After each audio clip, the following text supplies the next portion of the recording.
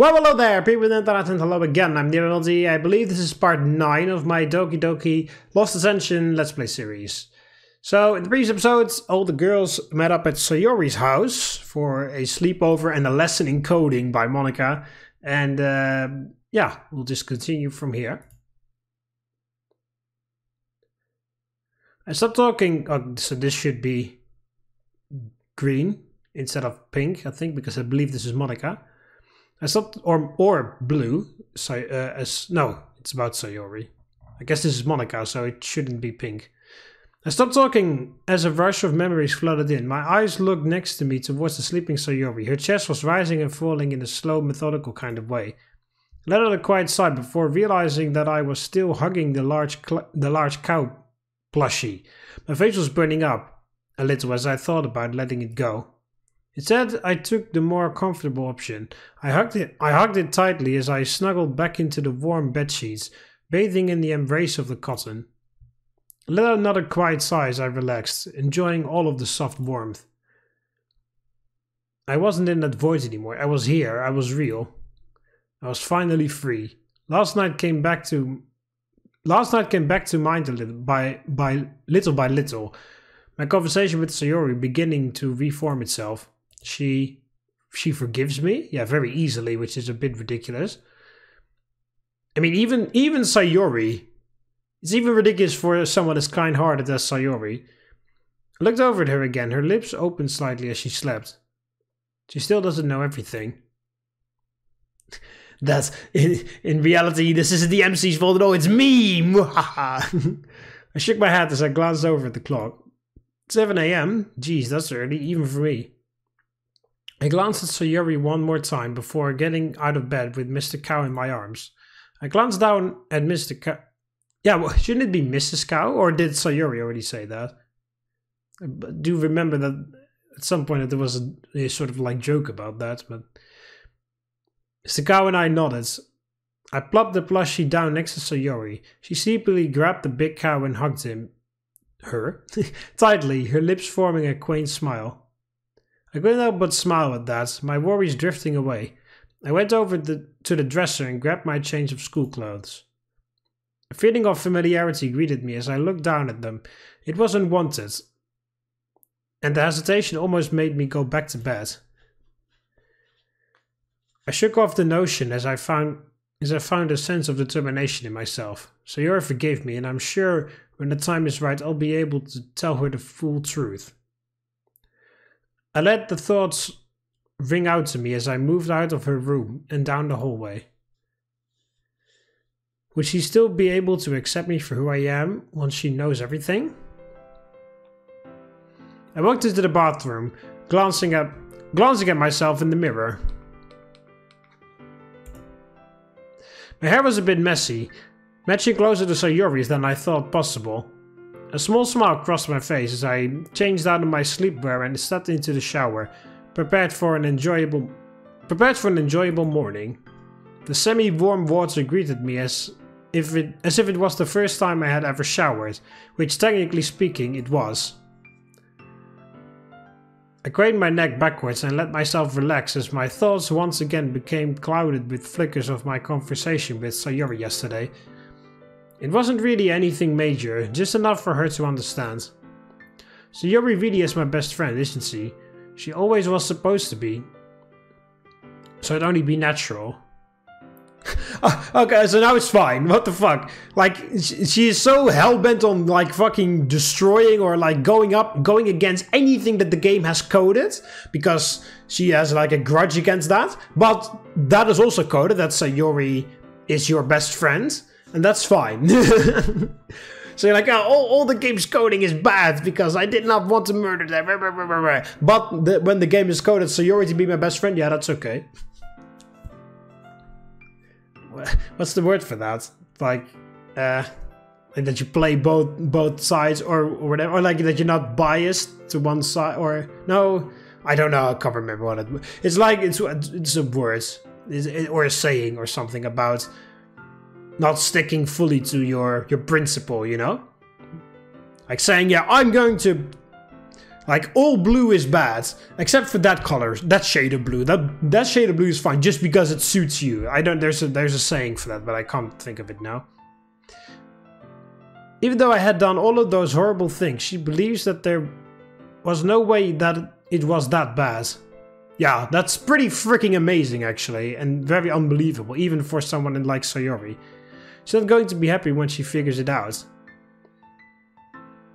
I held up her shampoo and poured some of it on my hands before gingerly lathering it into my hair, taking extra special care with each strand. My scrambled thoughts were beginning to piece themselves together as last night sorted itself out, finally leaving me with a single answer to my own questions. I really do need her. I lead my head back more as the water washed away the dried tears brought on from my stress. I just wanted the terror to be over with already. I brought my head back up and finished up. Fucking stop doing that. I hate it so much when mods do that. I brought my head back up and finished up my shower, turning off the water and stepping out. I grabbed a nearby towel and started to... Why does this smell like cinnamon? Does everything related to her have to smell like cinnamon? I laughed a little as I dried myself off and hung the towel back up. I got myself dressed and smiled at my reflection, pleased with the results of my shower. I stepped out of the bathroom and closed the door behind me, entering the hallway, but I didn't get much farther than that. Sayori had made it most of the way down the hallway, yawning as she saw me come out of the other room. Hey! She yawned as she tried not to fall asleep just by standing there, her eyes fluttering a little. Did Mr. Cow keep you company? She smiled brightly as I blushed in response, trying to hide my obvious embarrassment. There was absolutely more than enough to embarrass me in this situation. Yeah, sure. I tried to play it off, but it was obvious that my efforts were ineffective. Well, I'll see you downstairs for breakfast, okay? She started to walk away, before pausing and looking back at me. Best friends? I couldn't help but smile back, her eyes lighting up a bit as she turned and stepped into the bathroom, closing the door behind her. I stayed by the door for a moment, listening to her humming a quiet tune to herself. I stepped away, returning back to her room to get my head cleared in preparation for having to face the struggles of the day. Put my clothes on her desk and relaxed a bit as I picked up my bow, looking it over as it draped off of my hands. Maybe I can change my look after all of this is said and done. I shook my head, ignoring that thought. I don't think I'll be doing that anytime soon, even if I wanted to. I walked out of the room and headed downstairs, passing by her cinnamon-scented bathroom as I did so. When I got to the kitchen, my nose had the cinnamon overrun with the smell of bacon. Natsuki? I stopped before turning the corner, leaning against the wall to listen to the conversation for a few moments. This is really nice, and I could hear the clear sound of a ring out. Well, that's because I'm the perfect cook, you know. I couldn't help but laugh a little at this remark, only for one of them to hear my slip up. Hey, I hear you over there. Show yourself. Oh, the kitchen is mirrored. No, no. It's cursed. Turn it back. It's like that Rick and Morty episode where from Morty's Mind Blowers when he steps on that perfectly levels like tiny square, and then he steps out and then he's like, "Oh, reality's crooked. Like everything is crooked. Reality's poison. I want to go back." And Morty, shh. The same feeling. This kitchen is mirrored and also has a slightly different color scheme. So it's like, no. I peeked around the corner and saw the two girls in the kitchen. Yuri was sitting down at the table enjoying what appeared to be a full-course meal while Natsuki was standing by the stove, spoon in hand. Yuri looked surprised as she saw me appear, while Natsuki cut a hard glare at me. Oh, so the vegetarian couldn't resist the meat, huh? How could she when it's cooked up by me? Yuri's surprise was replaced soon enough with a smirk as she giggled to herself. Natsuki was smiling widely at her audience's enjoyment of the matter. Right. Anyways, did you... That's wrong. I learned that from Yuri in Fallen Angel. You don't start a sentence with anyways. Did you make anything non-meat related? Natsuki nodded as she pointed over to a covered plate before going back to what she was doing. Some grass. Like literal grass that she like took from Sayori's front yard and put it on a plate. Yeah, there you go. There's your vegetarian food. Her head was swaying side to side to a tune I couldn't hear. I had a feeling it was Play With Me again. Yeah, it's still ridiculous that she just knows the title and then doesn't freak out about the fact that, you know, reality's complete poison. For real, because she isn't real technically. So she doesn't freak out about that, but she does know the soundtracks of the game in her head. And like she knows them off the top of her head, first of all, which is pretty ridiculous in and of itself. And then also that she doesn't freak out that, you know, there's literal music playing and that's a soundtrack because she's in a game and because she isn't real. Even though she thought she always was, you know, like... I'm not gonna go on too many more rants about that because I feel like I've done that every single episode so far, and then I'm gonna drag the series out. Why the fuck are you transparent? Natsuki, what the hell? That scared the crap out of me. I thought you were like fading away into disappearing. What the fuck? I grabbed the plate and sat down across from Yuri. Uncovering it revealed a plate of toast slathered with jam, a bowl of grits, and a small plate of fruits. She really did put a lot of thought into this. I looked up to thank her, only for my words to be interrupted by another surprise move. Oh, there we go. Now she's back to normal again. I felt my heart skip a beat as Natsuki had gingerly placed down a single cup of coffee in front of me. Natsuki, thank you. She smirked a little before heading back to work her breakfast magic atop the stove.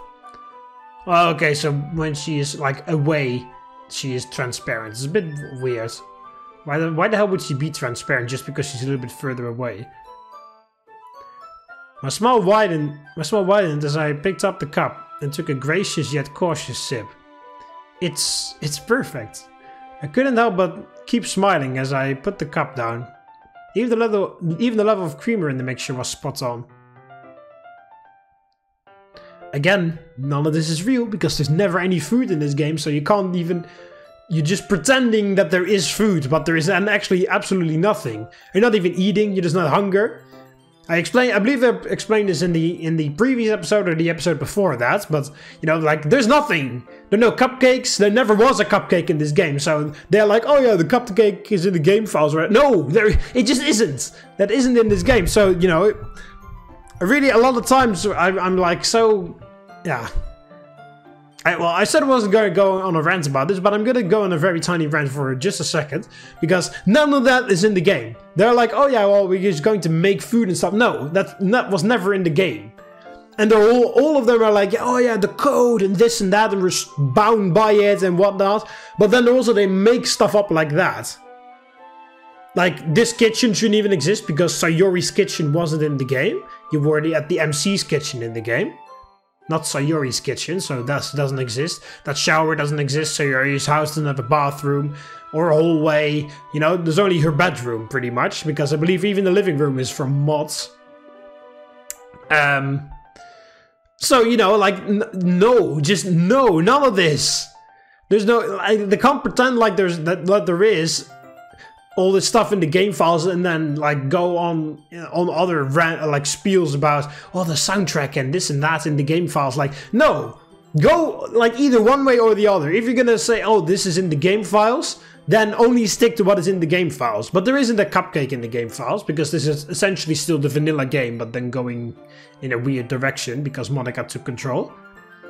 So, you know, that they know that they can find the soundtracks and stuff. Like, that wasn't my criticism either, that they changed the soundtrack. That's not my criticism because I understand that is possible because the soundtrack is in the game files and you can read the title. So, I was a bit weird, it was a bit ridiculous that Natsuki knew the title of the song off the top of her head. That was my critique, not the fact that she changed the soundtrack. That's not my critique, because I understand that with the logic that they applied here in this game, in this mod, with them having the consoles and everything. But what I would like to criticize, or whatever, is the fact that they're pretending to do all of this stuff, even though it's not in the game, because there's no all the food that Natsuki made, that's not in the game. There's no game files about that, so it's just text saying that it is, you know. And they made a whole deal about it in the beginning. Like, oh yeah, no, you're not really in the school. It's just a backdrop. It's just a PNG image, you know.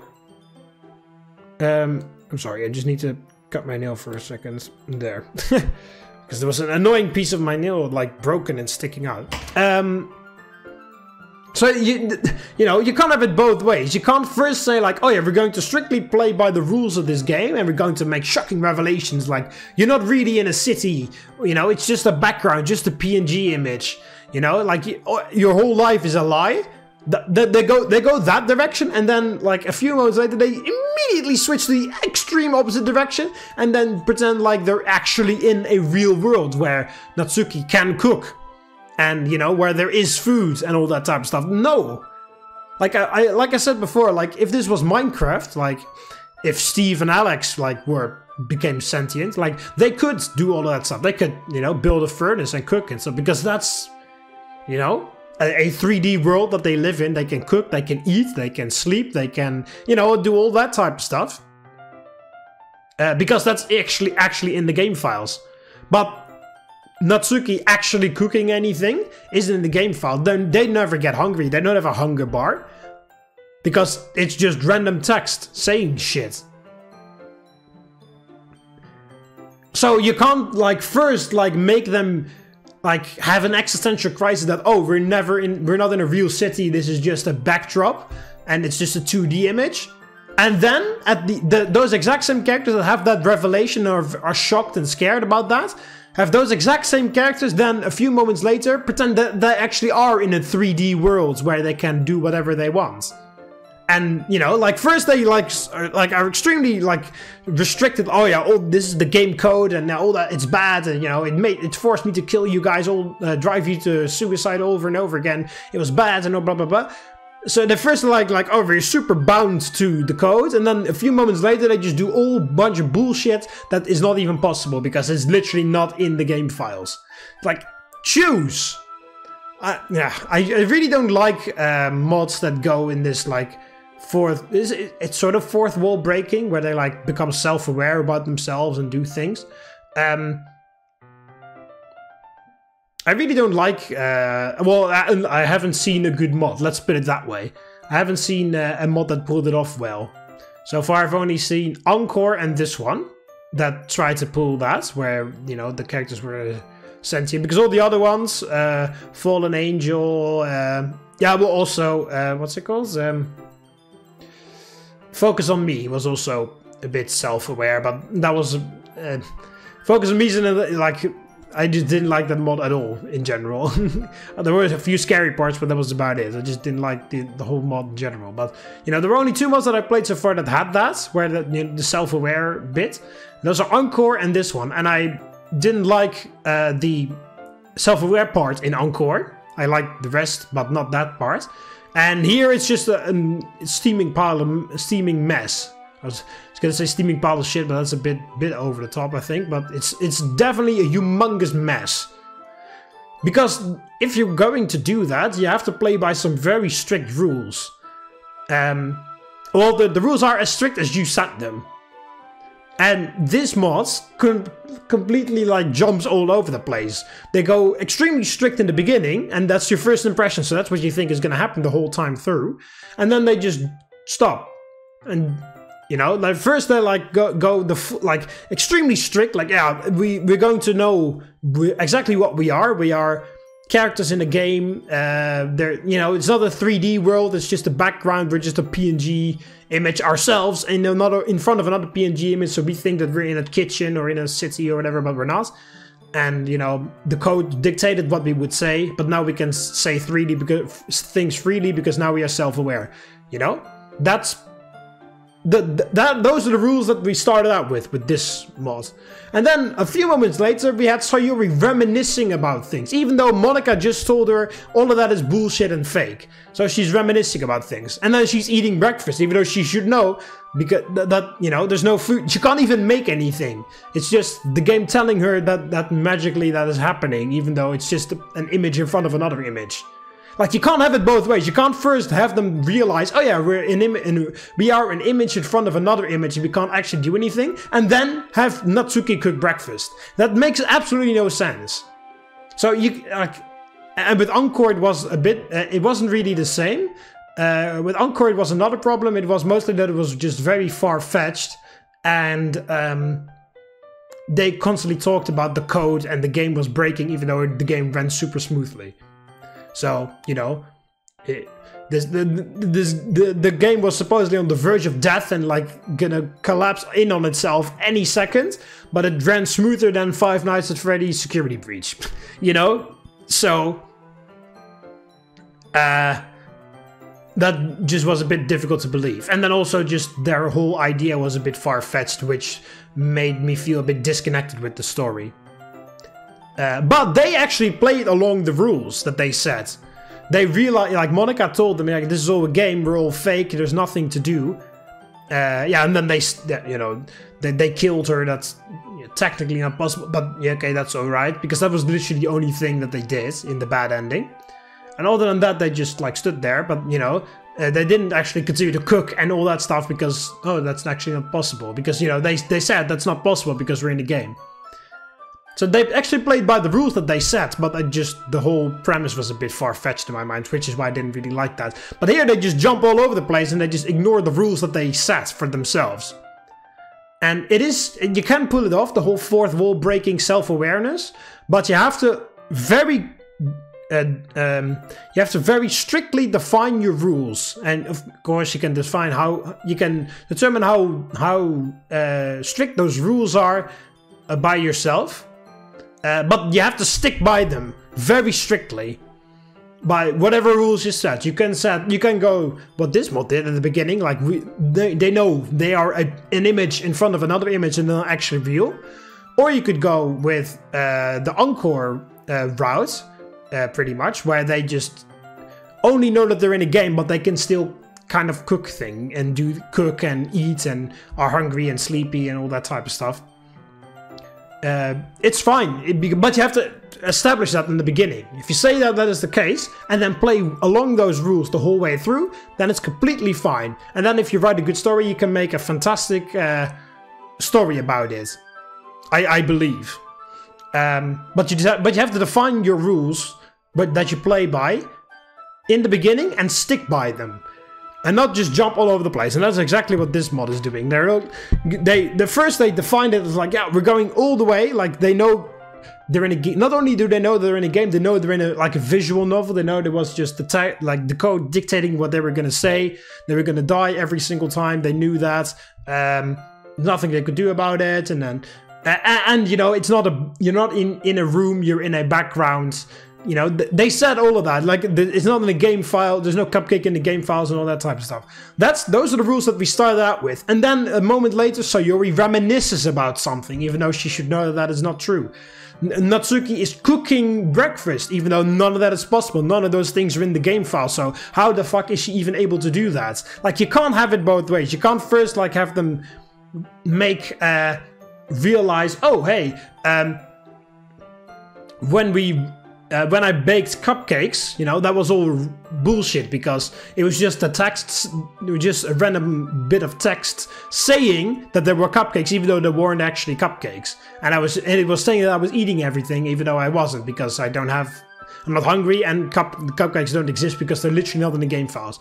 You can't have them realize that first, and then 5 minutes later have Sayuri of Natsuki cooking breakfast.